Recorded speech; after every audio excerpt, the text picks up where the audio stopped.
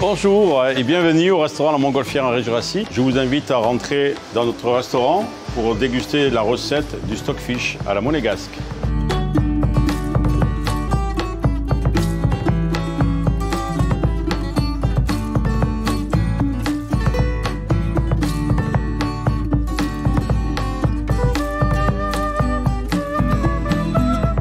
À l'époque, les Vikings avaient beaucoup de scorbut dans leur pays là-haut. Quand ils sont arrivés ici, ils venaient chercher surtout les agrumes pour soigner le scorbut. Et donc, les monnaies d'échange étaient que eux, ici, on leur donnait les agrumes, donc orange, citron, pamplemousse, cédra. Et en échange, ils ont donné le stockfish. Et la spécificité de ce poisson, c'est qu'il est séché sur des tréteaux, donc par la queue.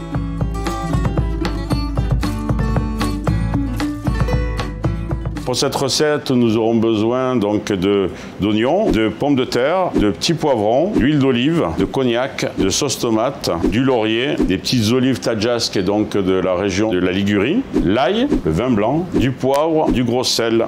Et voilà. On va commencer par éplucher l'oignon. Nous allons éplucher la pomme de terre aussi. Maintenant, on va mettre en cuisson. Donc, je vais mettre les feuilles de laurier. On va mettre le poisson, l'huile d'olive, le cognac, le vin blanc, le gros sel, le poivre, un tout petit peu de piment d'Espelette. Il faut compter là une bonne heure, quoi, entre 3/4 d'heure et 1 heure donc de cuisson. On le couvre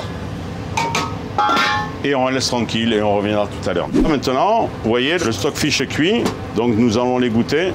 La spécificité de mon stockfish à la Montgolfière, c'est que je laisse des morceaux, donc il faut prendre surtout un stockfish de très bonne qualité. Donc on récupère le jus de cuisson, nous allons mettre nos oignons, donc nos oignons qui sont coupés, l'ail, le romarin et encore des feuilles de laurier. Nous allons faire cuire jusqu'à une coloration légèrement blonde. À ce stade, nous allons incorporer donc les pommes de terre, les olives.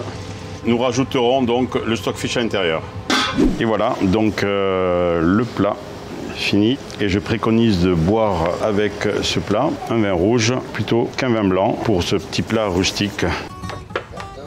Ciao bello!